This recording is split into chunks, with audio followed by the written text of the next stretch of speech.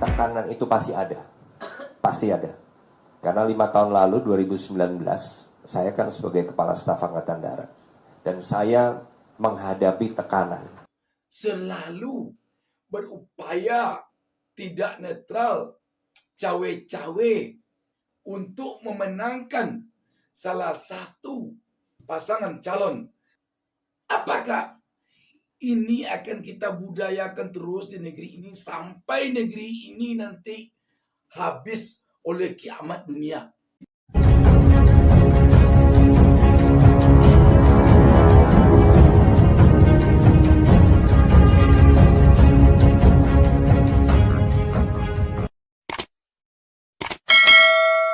Assalamualaikum warahmatullahi wabarakatuh.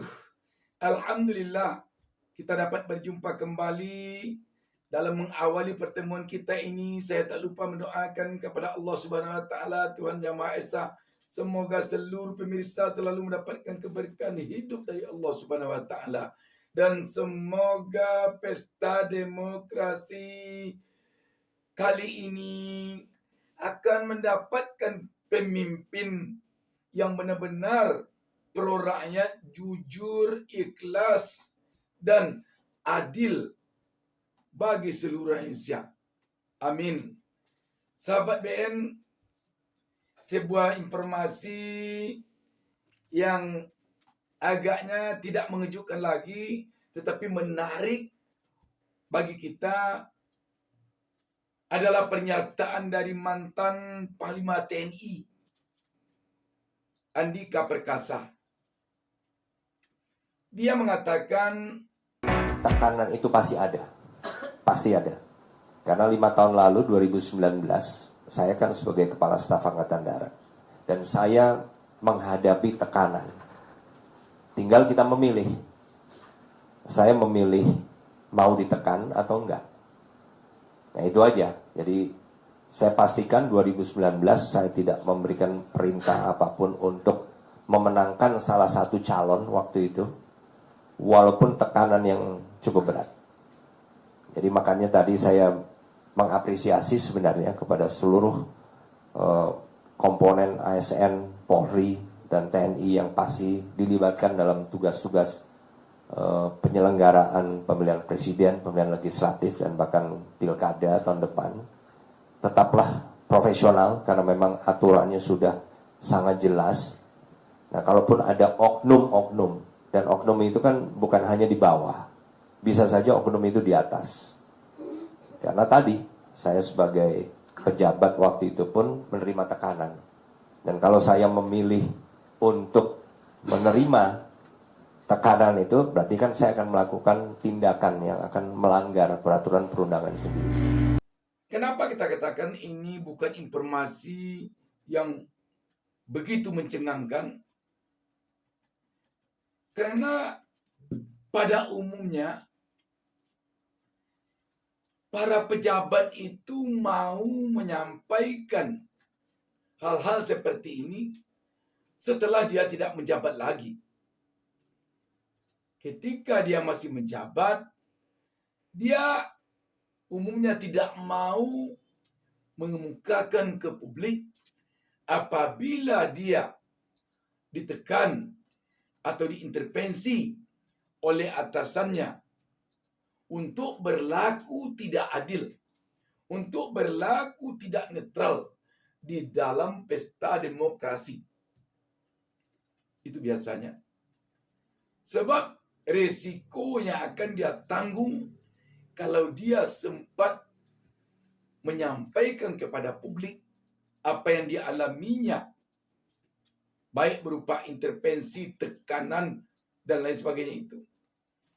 Sangat besar resiko yang akan dia tanggung. Dia bisa dicopot.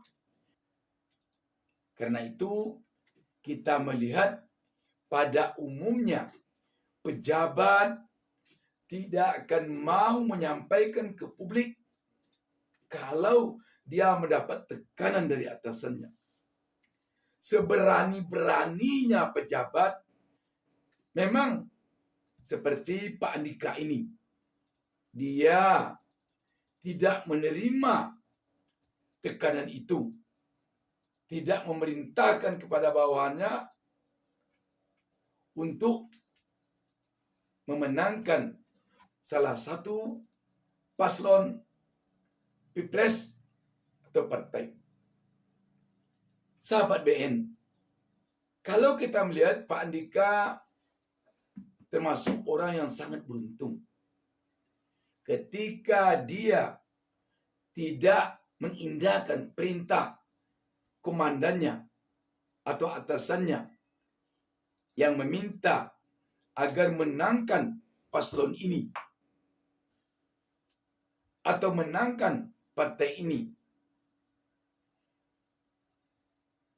Dia malah setelah itu mendapat promosi dari jabatan Kasat ke jabatan Panglima. Jadi memang beruntung sekali Pak Dika ini. Biasanya orang yang tidak mengindahkan perintah atasan untuk memenangkan salah satu calon, apalagi kalau calon itu menang, demikian juga partai, kalau partai itu menang, biasanya dia nonjok, dicopot. Sebab istilahnya di birokrasi atau di pemerintah, kalau ingin netral, nanti setelah pesta demokrasi selesai, dia juga akan diberi kursi netral. Kursi netral itu kursi yang tidak punya jabatan apa-apa. Netral. Dan dia juga akan diangkat menjadi pejabat teras. Kerjanya sehari-hari pergi ke kantor, hilir mudik di teras kantornya. Tidak punya jabatan. Tetapi beruntung Pak Andika. Mungkin juga gara-gara dia tidak mengindahkan perintah atasannya untuk berpihak, untuk memenangkan salah satu calon presiden tahun 2019 itu, atau salah satu partai waktu itu, setelah pesta demokrasi selesai, dia diangkat menjadi Panglima TNI. Ini luar biasa ini. Tetapi sahabat BN, akankah begini terus-menerus perjalanan proses berbangsa dan bernegara kita di negeri ini? Akankah pejabat-pejabatnya yang digaji oleh negara dengan uang rakyat, ketika berlangsung pemilu, dia selalu berupaya tidak netral, cawe-cawe untuk memenangkan salah satu pasangan calon, salah satu partai yang diinginkan oleh atasannya? Apakah ini akan kita budayakan terus di negeri ini sampai negeri ini nanti habis oleh kiamat dunia? Kalau ini yang akan kita budayakan, selalu siapa yang berkuasa mengintervensi seluruh lembaga negara untuk memenangkan salah satu pasangan calon presiden, salah satu partai yang diinginkan oleh yang berkuasa. Sahabat BN, marilah kita coba merenungkannya sekarang. Di negara demokrasi ini, kita seperti tidak sama sekali menghormati demokrasi. Setiap ada pemilu, pejabat-pejabatnya selalu berpihak untuk memenangkan apa yang diinginkan atasannya. Dan itu mungkin saja sampai ke bawah. Setiap ada pemilihan gubernur, pejabat-pejabat di bawah gubernur itu selalu harus berpihak memenangkan yang diinginkan oleh atasannya. Istilahnya oleh incumbent. Kalau masa jabatan gubernur, bupati atau wali kota sudah habis 2 periode, Siapa yang diinginkan oleh gubernur, bupati, wali kota yang akan mengakhiri masa jabatannya itulah yang harus dimenangkan oleh para pejabat di bawahnya. Na'udzubillahi min zalik. Benar-benar terkutuk kita ini kalau ini yang akan kita budayakan di negeri ini. Sahabat BN, guna pemilu di sebuah negara, tentu juga di Indonesia ini, untuk memberikan kebebasan kepada rakyat untuk memilih pemimpinnya sebagai bukti bahwa rakyat itu yang berdaulat di negara ini. Pejabat boleh berganti, kekuasaan boleh bergilir, tetapi yang rakyat tetap dialah yang pemilik negara ini. Ketika penguasa, ketika pejabat memporak-porandakan kedaulatan rakyat dengan cara menjadikan para pejabat untuk berpihak kepada salah satu pasangan calon presiden, kepada salah satu partai, kepada salah seorang pasangan calon gubernur, bupati, wali kota. Sungguh itu adalah pengkhianatan terhadap negara dan bangsa. Dan akankah kita lanjutkan terus pengkhianatan itu? Kapankah di negara kita ini pejabatnya yang mau berhenti dari jabatannya ketika dia ditekan, diintervensi, diperintahkan untuk memenangkan salah satu paslon presiden, salah satu paslon gubernur, bupati, wali kota, salah satu partai. Kapankah kita akan menemukan pejabat yang mau berhenti dari jabatannya dan mempublikasikan kepada rakyat banyak bahwa dia mundur dari jabatannya karena dipaksa, karena diintervensi, karena ditekan oleh atasannya untuk memenangkan salah satu pasangan calon pilpres, salah satu partai, salah satu pasangan calon pilkada. Kapan kita di negeri ini akan menemukan pejabat seperti itu? Tidak hanya menyampaikan kepada publik ketika dia sudah tidak lagi menjabat, dan malah ketika dia berseberangan dengan kekuasaan. Kita tentu berterima kasih kepada Pak Andika yang telah menginformasikan ini. Dan ini tentu dapat bagi kita sebagai rakyat sebagai fakta bahwa memang pejabat tidak luput dari tekanan ketika berlangsung pemilu. Kita berterima kasih kepada Pak Andika. Dan dapat kita bayangkan kalau Pak Andika yang jabatannya selevel kasat waktu itu tidak mengemukakan sekarang kepada kita di saat pesta demokrasi sedang berlangsung sekarang ini. Tentu kita akan sangat sulit mengemukakan bahwa ada kemungkinan pemilu curang di negeri ini.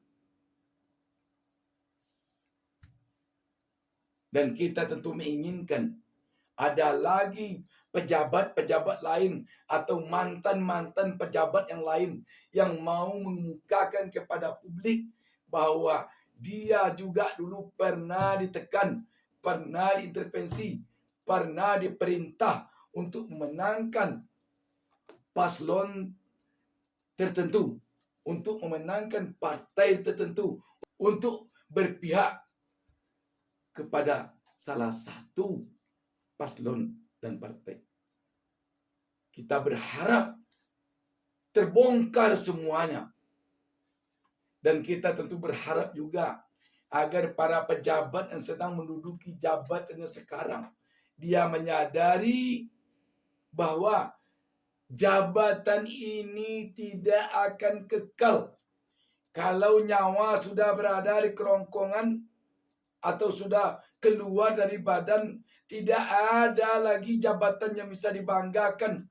Tidak ada lagi. Tidak akan bisa dibawa jabatan itu menghadap malaikat nanti di dalam kubur yang menanya kita. Tidak akan bisa. Tidak akan bisa dibawa jabatan itu nanti ke mahkamah Allah di padang mahsyar untuk menjadi pembela kita. Tidak akan bisa. Berapa lamanya hidup di dunia ini? Paling-paling 100 tahun. Jarang sekali itu. Manusia sekalinya hidup 100 tahun. Kalaupun hidup 100 tahun, sudah pikun-pikun itu. 70-an tahun saja mulai pikun. Apalagi 100 tahun. Masa 100 tahun digunakan untuk melakukan pengkhianatan kepada rakyat? Tidakkah kita ingat dosa yang akan kita tanggungkan nanti kalau sudah menghadap Allah Subhanahu wa taala? Hanya gara-gara takut jabatan akan berhenti. Hanya gara-gara takut tidak punya kekuasaan. Sahabat BN, sebagai kita yang berada di negara yang beragama sesuai dengan Pancasila kita, yang pada sila pertamanya ketuhanan yang Maha Esa, kita tentu percaya bahwa di dalam hidup di dunia ini tidak hanya jabatan saja yang bisa menghidupi kita. Banyak yang bisa membuat kita hidup selain dari jabatan, selain dari gaji dan tunjangan. Banyak. Bahkan malah jabatan banyak yang bikin sengsara. Gara-gara jabatan masuk penjara puluhan tahun. Jadi petani orang juga bisa hidup tenang. Jadi pedagang orang juga bisa hidup tenang. Tidak hanya jadi pejabat. Untuk itu, tentu kita berharap kepada para pejabat dari level yang paling tinggi sampai level yang paling bawah. Pada pesta demokrasi kali ini, janganlah Anda menjalankan perintah juga untuk memenangkan salah satu paslon pilpres, untuk memenangkan salah satu partai. Ingat, kalau itu yang Anda lakukan, Anda nanti akan sengsara. Kalau tidak Anda yang sengsara, kemungkinan anak cucu Anda yang makan gaji dari Anda akan sengsara sepeninggal Anda nanti telah meninggal dunia. Dan Anda sebagai orang beragama tentu harus yakin bahwa Anda akan mempertanggungjawabkan perbuatan Anda nanti setelah Anda berada di liang lahat, di liang kubur, di padang mahsyar, di mahkamah Allah Subhanahu wa taala. Hidup ini tidak lama, tidak lama.